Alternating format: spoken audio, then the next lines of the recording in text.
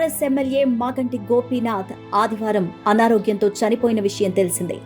ఆ పార్టీ అధినేత కేసీఆర్ మాగంటి పార్థివ దేహానికి నివాళులర్పించడానికి మాదాపూర్లోని ఆయన నివాసానికి వెళ్లారు. గోపీనాథ్ మృతదేహాన్ని చూసి కేసీఆర్ దుఃఖాన్ని ఆపుకోలేకపోయారు.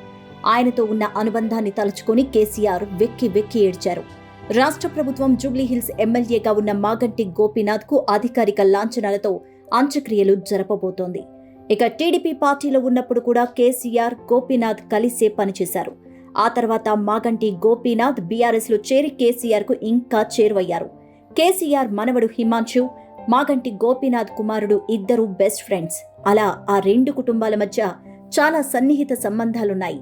మాగంటి గోపీనాథ్ కేసీఆర్ సారథ్యంలో బీఆర్ఎస్ పార్టీ నుంచి 2 సార్లు ఎమ్మెల్యేగా గెలిచారు. మరో 3 ఏళ్లు పదవీ కాలం ఉండగానే మాగంటి అకస్మాత్తుగా మరణించారు. పార్టీలో పలువురు నాయకులు మాదాపూర్లో మాగంటి ఇంటికి చేరుకుని ఆయన కుటుంబానికి సానుభూతి తెలిపారు. మాగంటి పార్థివ దేహానికి నివాళులర్పించారు.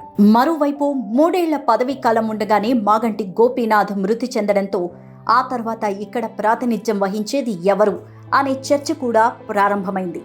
అలాగే కేసీఆర్ మనవడు హిమాంశుని జూబ్లీహిల్స్ నియోజకవర్గం నుంచి ఆ తర్వాతి ఎన్నికల్లో నిలబెడతారు అనే అంశం కూడా చర్చించుకుంటున్నారు.